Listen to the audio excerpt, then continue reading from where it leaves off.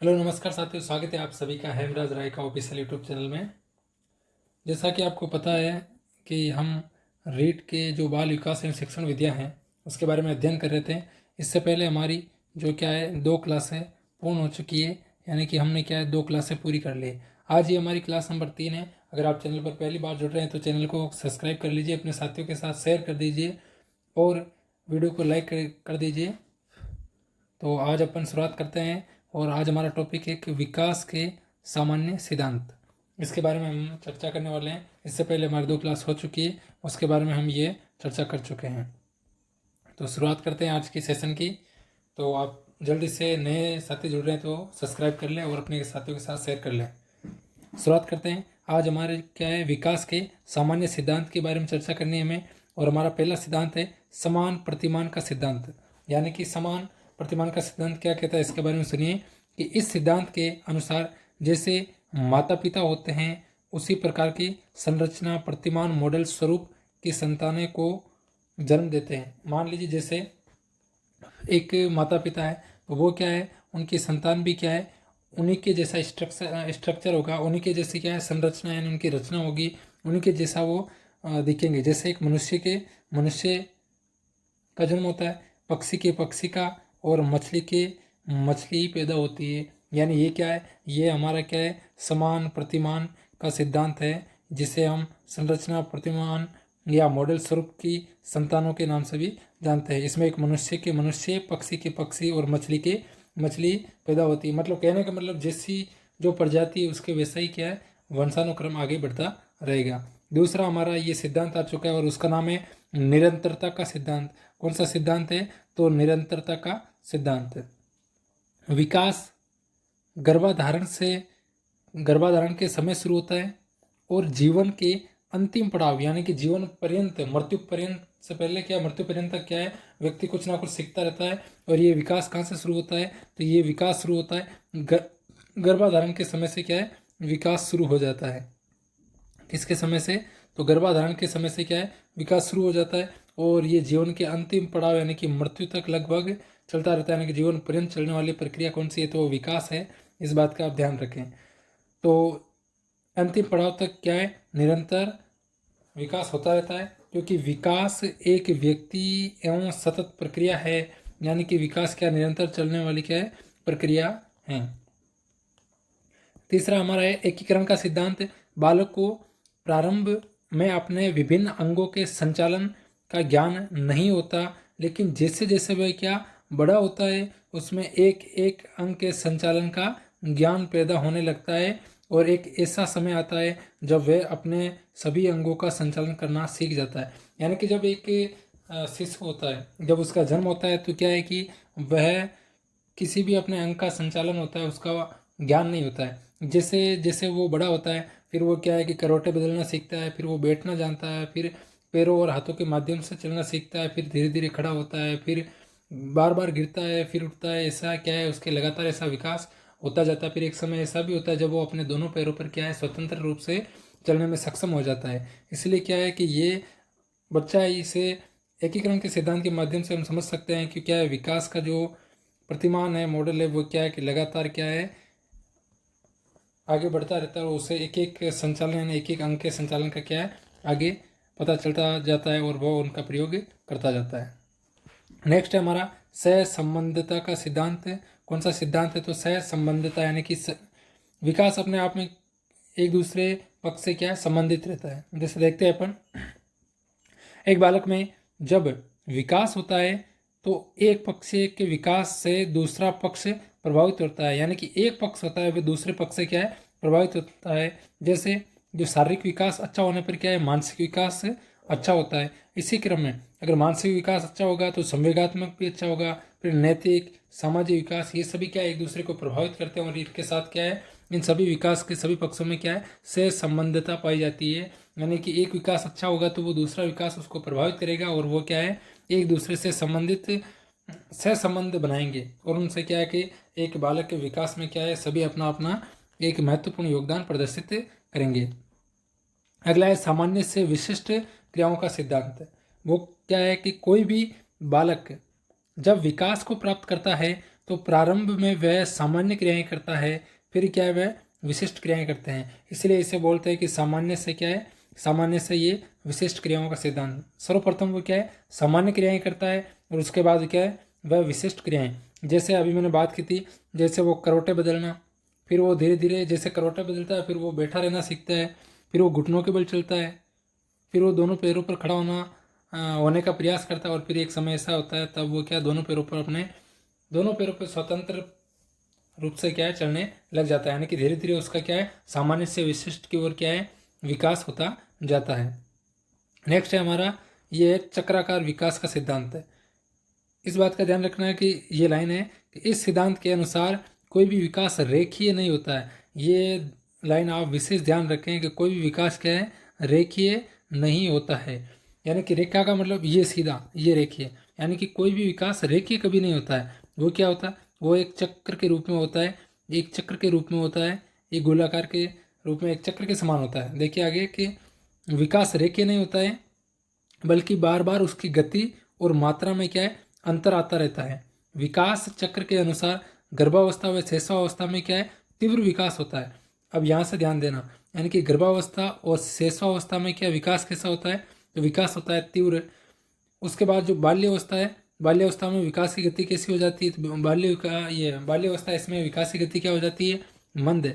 यानी कि जहाँ हमें गर्भावस्था और शेषावस्था में विकास तीव्र मिलता है, वहीं क्या मिलता है ये बाल्यावस्था में मंद मिलता है। और उसके बाद वापस क्या है, तो वापस ये किशोरावस्था में क्या है फिर से क्या हो जाता है तीव्र विकास हो जाता है। और उसके बाद पुनः क्या है प्रौढ़ावस्था में ये पुनः क्या है मंद हो जाता है। जैसे कि ये गर्भावस्था है, क्या ये है गर्भावस्था, इसमें क्या है गर्भावस्था और शेषावस्था इसमें क्या है विकास तीव्र हो रहा है, ये क्या है विकास जैसे तीव्र हो रहा है। उसके बाद बाल्यावस्था में क्या फिर मंद आ गया, फिर वो किशोरावस्था में फिर तीव्र हो गया, फिर प्रौढ़ावस्था में क्या फिर मंद हो गया। यानी कि ये एक रेखीय नहीं, ये क्या उतार चढ़ाव हो रहे हैं, बार बार क्या है उतार चढ़ाव हो रहे हैं। इसलिए क्या ये एक चक्राकार के रूप में है, यानी कि एक बार तेज हो गया, एक बार फिर मंद, एक बार फिर तेज, एक बार फिर मंद। यानी कि ये क्या हो चुका है एक प्रकार से एक चक्र के समान हो चुका है। यानी एक बार तीव्र हो रहा है तो एक बार मंद, एक बार फिर तीव्र, एक बार पुनः मंद। यानी कि ये क्या एक चक्र के रूप में प्रदर्शित हो रहा है। विकास के लिए जाना जाता है, यानी प्रौढ़ावस्था को क्या है पुनः मंद विकास के लिए जाना जाता है। अर्थात विकास चक्राकार रूप में होता है, जिससे विभिन्न अंगों के संतुलन विकास को भी समझा जा सकता है। जैसे जन्म के समय शिशु के सिर का जो आकार होता है जन्म के समय वो कितना होता है, वो शरीर के अनुपात में लगभग कितना 21 से 25% होता है। परंतु विकास होते होते परिपक्वता का काल आने पर ये मात्र कितना, तो ये मात्र 10% यानी कि 10% रह जाता है। इसका जो सिर है उस सिर का अनुपात कितना हो जाता है शरीर के अनुपात से, परिपक्वता जो अवस्था होती है उसमें तो मात्र 10% हो जाता है। लेकिन जब जन्म होता है तब उस शिशु के शरीर का अनुपात सिर का कितना होता है 21 से 25% तक होता है। नेक्स्ट है ये कि निश्चित क्रम का सिद्धांत, यानी किसी भी बालक में होने वाले गामक विकास एक निश्चित क्रम में होते हैं। जैसे भाषा के गामक का विकास है उसके बारे में बात करें तो इसे बोलते हैं LSRW क्रम में होता है। तो ये क्रम क्या है, एल यानी होता है लिसन यानी सुनना, क्या होता है लिसन यानी सुनना। एस का मतलब क्या होता है, एस का मतलब होता है स्पोकन या स्पीकिंग यानी कि क्या है बोलना। आर मतलब रीडिंग यानी कि क्या है पढ़ना, और डब्ल्यू यानी राइटिंग यानी कि लिखना। यानी कि सुनना, बोलना, पढ़ना और लिखना ये क्या है, तो ये भाषा का गामक विकास है, जिसे हम अंग्रेजी में LSRW के माध्यम से, या हिंदी में अपन एक शॉर्ट ट्रिक भी पढ़ते हैं सुबोपल्ली, यानी कि सुनना, बोलना और पढ़ना और लिखना, सुबोपल्ली इस नाम से भी। यानी कि ये भाषा के कौशल भी, भाषा के कौशल कितने होते हैं वो आपके सेक्शन वीडियो में बाद में आ जाएंगे। नेक्स्ट बात करते हैं अपन कि व्यक्तिगत विकास का सिद्धांत क्या है। व्यक्तिगत विकास का सिद्धांत कि सभी बालकों का विकास एक समान मात्रा एवं गति से नहीं होता है, यानी कि सभी का विकास अलग अलग तरीके से होता है। कोई मंद बुद्धि बालक होता है तो कोई बहुत तीव्र यानी कि प्रतिभाशाली होता है। यानी कि सभी का विकास क्या है एक समान गति से नहीं होता है, बल्कि सभी के विकास की मात्रा और गति क्या है भिन्न भिन्न प्रकार की यानी कि अलग अलग प्रकार की होती हैं। एक ही माता पिता यानी कि जब एक ही माता पिता होते हैं तो उनकी संतानों का विकास भी क्या है, अलग अलग प्रकार का होता है। यानी कि दो भाई होते हैं या दो बहनें होती हैं, उनमें भी क्या है, सेम प्रोसेस यानी कि सेम जो विकास वो नहीं होता, उनमें भी क्या है, उनके विकास में भी क्या है, अंतर पाया जाता है, यानी कि उनके विकास में भी भिन्नता पाई जाती है। आगे लेते हैं कि विकास की दिशा का सिद्धांत। विकास की दिशा का सिद्धांत, एक बालक में होने वाले विकास की दिशा निश्चित होती है गर्भकाल के समय पहले केंद्रीय अंगों का निर्माण। मैंने बताया था आपको एंडोडर्म, एक्टोडर्म, मेसोडर्म यानी कि केंद्रीय अंगों का निर्माण होता है, फिर बाह्य अंगों का निर्माण होता है। बताया था मैंने आंतरिक अंगों का निर्माण होता है तीन, जैसे त्वचा, नाखून, ये बाह्य अंग हो गए। जैसे आंतरिक जो या केंद्रीय अंग है उनके बारे में बताया था मैंने, मस्तिष्क और हृदय। यानी कि सबसे पहले क्या है, गर्भकाल के समय क्या है, पहले केंद्रीय अंगों का निर्माण होता है। और केंद्रीय अंग कौन कौन से है, जैसे ले लेते हैं अपन मस्तिष्क, कौन सा है, मस्तिष्क, और कौन सा है, तो और है हृदय, कौन सा, ये क्या है, तो ये क्या, ये केंद्रीय अंग है। कौन सा है, ये केंद्रीय अंग है। उसके बाद बाह्य अंगों का निर्माण होता है, जैसे बाल है, नाखून है, मैंने बताया था, त्वचा है, ये क्या है, ये बाह्य अंग है। कौन से हैं, तो बाल हो गए, बाल, नाखून, त्वचा, ये क्या, ये बाह्य अंग, इनका निर्माण होता है। इसीलिए इसे केंद्र से परिधि की ओर, ये आप मोस्ट इम्पोर्टेंट लगा लेना कि केंद्र से परिधि की ओर विकास कौन सा है, तो वह है विकास की दिशा का सिद्धांत। कौन सा सिद्धांत है, तो विकास की दिशा का सिद्धांत। इसी कहते हैं सिर से पैर की ओर। एक और लगा लेना इंपॉर्टेंट, सिर से पैर की ओर विकास किसे कहा जाता है, सिर से पैर की ओर विकास, ये है, इसे आप इंपॉर्टेंट लगा लेना, वेरी वेरी इंपॉर्टेंट। यानी कि विकास की जो दिशा का सिद्धांत है उसे क्या क्या कहते हैं, तो उसे केंद्र से परिधि की ओर या सिर से पैर की ओर विकास का सिद्धांत भी कहते हैं। जन्म के बाद जैसे जैसे बालक बड़ा होता है वे सिर पर सबसे पहले, वे पैरों पर सबसे बाद में नियंत्रण बना लेता है, यानी बना पाता है। यानी कि सबसे पहले किस पे नियंत्रण पाता है, तो वह सिर पे, और उसके बाद वह पैरों पर क्या है, नियंत्रण पाता है। यानी कि सबसे पहले, और मैंने बताया अभी तो 21 से 25% क्या है, जब वो जन्म के समय क्या है, उसका पूरे शरीर से सिर का जो अनुपात होता है वो 21 से 25%। लेकिन जैसे वो परिपक्वता तक आता है तब उसके शरीर में क्या है, सिर का जो अनुपात होता है वो 10% मात्र रह जाता है। आगे बात करते हैं भिन्नता के सिद्धांत की। यह है विभिन्नता का सिद्धांत। संसार में सभी व्यक्ति आपस में एक दूसरे के समान नहीं होते हैं, बल्कि सभी में भिन्नता पाई जाती है। मनोविज्ञान व्यक्तिगत विभिन्नता का ही अध्ययन करता है। यानी कि मनोविज्ञान किसका अध्ययन करता है, तो व्यक्तिगत विभिन्नता का क्या है, वह अध्ययन करता है। अब जीव विज्ञान से संबंधित सिद्धांत कौन से, उनके बारे में चर्चा कर लेते हैं। एक है बीज कोशों का सिद्धांत, जो किसने दिया, बीजमैन ने दिया। यानी कि इसके प्रतिपादक कौन है, तो बीजमैन है। इन्होंने क्या है कि चूहों पर प्रयोग किया। किस पर प्रयोग किया, चूहों पर। कौन सा सिद्धांत है, तो बीज कोशों का सिद्धांत है। किसने दिया, तो बीजमैन ने दिया। आगे बात करते हैं, इन्होंने क्या है कि चूहों को बाल कर, यानी कि जलाकर, जला देते हैं, जलाकर, बाल कर या जलाकर,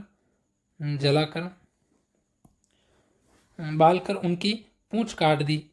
लगातार इन्होंने क्या है कि कई पीढ़ियों तक पूंछ काटने का ये सिलसिला क्या है, जारी रखा। लेकिन कई पीढ़ियों गुजर जाने के बाद भी कोई बिना पूंछ वाला चूहा क्या पैदा नहीं हुआ। इस आधार पर क्या है, फिर बीजमैन ने सिद्ध किया कि जीवन निरंतर बना रहता है और जन्म द्रव्य क्या है, कभी समाप्त नहीं होते हैं। अर्थात जीवन क्या है, अमर है। माता पिता की मृत्यु हो जाने के बाद भी क्या है, संतानों के रूप में जीव क्या है, अमर रहता है। इसीलिए इस सिद्धांत को क्या है, अमरता का सिद्धांत या जन्म द्रव्य का सिद्धांत या फिर निरंतरता का सिद्धांत भी कहते हैं। इसे ध्यान रखना कि अमरता का सिद्धांत किसे कहते हैं, या जन्म द्रव्य का सिद्धांत या निरंतरता का सिद्धांत, ये सभी क्या है, एक ही है। और ये किसने दिया, तो ये दिया था बीजमैन ने।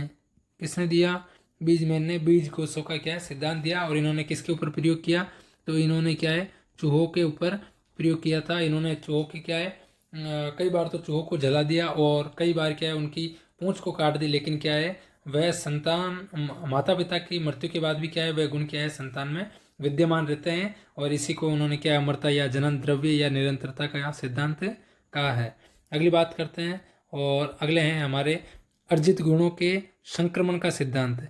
किसका सिद्धांत है? तो अर्जित गुणों के संक्रमण का सिद्धांत, और ये दिया था लेमार्क ने। और जैसे बीजमैन ने चूहों पर प्रयोग किया, वैसे इन्होंने जिराफ के ऊपर बताया है कि इन्होंने जिराफ का उदाहरण दिया है। किसने? लेमार्क ने। कौन सा सिद्धांत है? तो अर्जित गुणों के संक्रमण का सिद्धांत, और ये जिराफ के ऊपर। इन्होंने जिराफ की गर्दन का उदाहरण देते हुए कहा कि एक समय था जब जिराफ की गर्दन भी घोड़े के समान थी। यानी ये बताते हैं कि एक समय ऐसा था कि जब जिराफ की जो गर्दन है वे क्या है? घोड़े के समान थी, उसके आकार की थी। लेकिन समय के साथ ये बढ़ने लगी, और वर्तमान में संसार की सबसे अधिक लंबी गर्दन वाला प्राणी होता है। अर्थात माता पिता के अर्जित गुण स्वतः ही संतानों में संक्रमित हो जाते हैं। यानी कि जो गुण माता पिता ने अर्जित किए हैं, वही गुण क्या है? संतानों में क्या है? अर्जित हो जाते हैं, यानी कि वो स्वतः ही चले जाते हैं। जैसे माता पिता का व्यवसायिक के गुण संतानों में आ जाता है। जैसे माता पिता कोई व्यवसाय कर रहे हैं, कोई बिजनेस कर रहे हैं, कोई कार्य कर रहे हैं, वे क्या है? उन्हीं बच्चों के साथ क्या है? स्वतः ही जुड़ जाता है, यानी कि वे भी उन्हीं कार्यों में लगभग संलग्न हो जाते हैं। नेक्स्ट है प्रत्यावर्तन का सिद्धांत है। ये सर्वमान्य सिद्धांत है। इस सर्वमान्य सिद्धांत के अनुसार कई बार देखा जाता है कि जो गुण माता पिता में पाए जाते हैं, उनकी संतानों में उससे ठीक विपरीत गुण पाए जाते हैं। जैसे आपने एक ऐतिहासिक घटना सुनी होगी, हिरण्यकश्यप राजा के प्रहलाद का पैदा होना। यानी कि जो प्रहलाद है वह भक्ति में लीन रहता था, आपको पता है, भक्ति में लीन रहता था, वह भगवान विष्णु की भक्ति करता था। लेकिन हिरण्यकश्यप उससे बिल्कुल विपरीत। वह कहता है इस दुनिया में, इस संसार में कोई क्या है? कोई ऐसा मानव देवता कोई नहीं बना जो उसका संहार कर सके। उसके बाद नरसिंह अवतार धारण करके हिरण्यकश्यप का संहार किया जाता है, यानी उसका वध किया जाता है। तो ये हिरण्यकश्यप को बोलते हैं कि आपको किसी भी देवता या कोई ऐसे देवता जिनकी स्तुति नहीं करनी है, आप क्या है? केवल अपने पिताश्री की स्तुति करेंगे, भजन करेंगे उनके। तो उनके बाद क्या, भगवान ने नरसिंह अवतार लेकर क्या है? इसका क्या है? वध किया था। यानी कि ये कि इनके क्या है? कहने का मतलब ये कि इनका विचार बिल्कुल अलग है और इनका अलग है। ये जहाँ ईश्वर की आस्था रखने वाले हैं, ये क्या है? ईश्वर को क्या है? नकारने वाले हैं। ये इस संसार में ये सोचते हैं कि हमें क्या है? इस धरती पर हमारा वध करने वाला कोई जीव पैदा नहीं हुआ है। लेकिन ये इस बात को नहीं स्वीकारते, यानी कि क्या है? ये एक विपरीतता का या प्रत्यावर्तन का सिद्धांत है। नेक्स्ट है हमारा गाल्टन का सिद्धांत। कि गाल्टन के अनुसार एक व्यक्ति या संतान में जो 100% गुण पाए जाते हैं, उन गुणों का आगमन पीछे की पीढ़ी से होता है, और प्रत्येक पिछली पीढ़ी के व्यक्तियों से आने वाले गुणों का आरेख बनाया जाए तो वे आधे होते जाते हैं, और अंत में एक ऐसी पीढ़ी आ जाती है जिसमें ये गुण शून्य हो जाते हैं। यानी इनका कहना यही है कि अगर हम एक पीढ़ी को 100% गुण मान लिए जाएं, तो जो उस पीढ़ी के 5 या 6 पीढ़ियों बाद क्या है कि जो वो गुण है वो क्या समाप्त होने लगते हैं, और नई नई पीढ़ी उनमें जैसे जुड़ती है। जैसे एक बात करते हैं, जैसे संतान है, जैसे आप अपने स्वयं को मान लें कि आप संतान हैं, आपके अंदर क्या है? आपकी माता के 50% गुण आते हैं और अपने पिता के 50%। आपकी माता के अंदर आपकी नानी के 25% गुण हैं और आपके नाना जी के 50%। आप इसे माता को इस जगह मत समझ लेना कि नहीं कि इनके भी 50 होने चाहिए नाना के, नहीं, अभी ये आपकी बात चल रही। यानी आपके अंदर क्या है कि आपकी नानी के भी 25% गुण हैं, नाना के भी 25% गुण हैं, आपके दादाजी है उनके भी 25% गुण हैं, और दादी के भी क्या है? 25% गुण हैं। फिर नानी की बात करें तो पर नानी की फिर 12.5, फिर पर नाना के 12.5, पर दादी की 12.5, और पर यानी कि एक समय ऐसा आता है कि उसके बाद 6.5 से 12.5 से फिर कम होते होते एक समय ऐसा आता है कि क्या है? फिर 0 हो जाता है। यानी कि एक पीढ़ी ऐसी आती है जो क्या है? गुण क्या है? शून्य हो जाते हैं। अगली बात करते हैं, अगला है मौलिक गुणों का सिद्धांत। ये दिया था मेंडल ने, और इन्होंने क्या है कि जो मटर के पौधे उनके ऊपर ये प्रयोग किया था। बात करते हैं आगे इनकी कि मेंडल ने अलग अलग लंबाई के मटर के पौधों वाले मटर के दाने लिए, उनको एक साथ बो दिया। उससे प्राप्त होने वाले नए मटर के दाने संकर किस्म यानी कि मिश्रित हुआ करते थे, वो संकर किस्म के थे।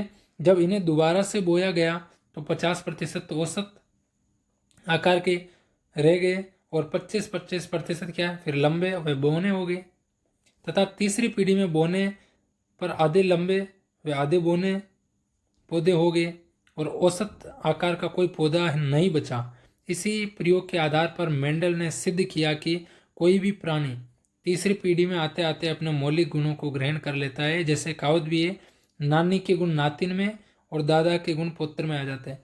यानी कि ये मेंडल ये बताते हैं कि इन्होंने प्रयोग किया मटर पे कि पहली बार इन्होंने क्या है जो लंबे मटर के दाने और छोटे मटर के दाने बोने, उन दोनों को एक साथ बोया, फिर उसमें से क्या है ये संकर किस्म यानी कि उन दोनों का मिश्रण प्राप्त हुआ। उस मिश्रण को प्राप्त करने के बाद इन्होंने वापस क्या है दोबारा क्या है बोया, तो इसमें क्या 50% औसत यानी कि अब सारे संकर किस्म के पैदा नहीं हुए, 50% तो उनसे पैदा हो गए और 25% फिर लंबे और 25% फिर बोने।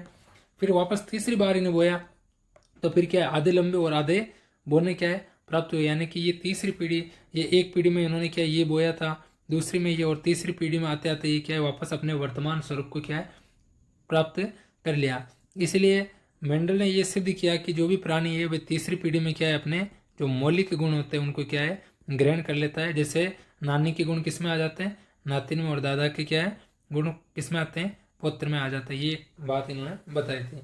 आगे परिपक्वता का सिद्धांत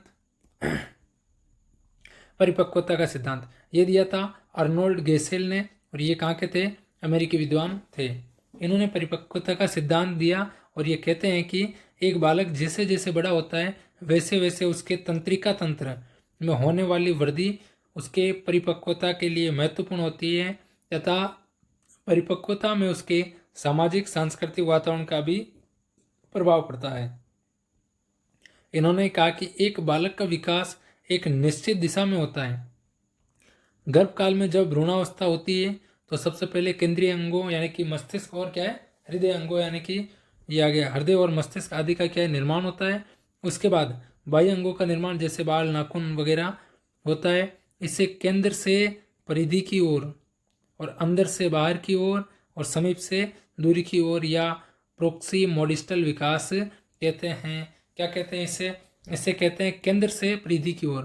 क्या कहते हैं केंद्र से परिधि की ओर, इसे कहते हैं अंदर से बाहर की ओर, इसे कहते हैं समीप से दूरी की ओर, और इसे कहते हैं प्रोक्सी मोडिस्टल विकास कहते हैं। और ये किसे कहते हैं ये कहते हैं परिपक्वता के सिद्धांत को।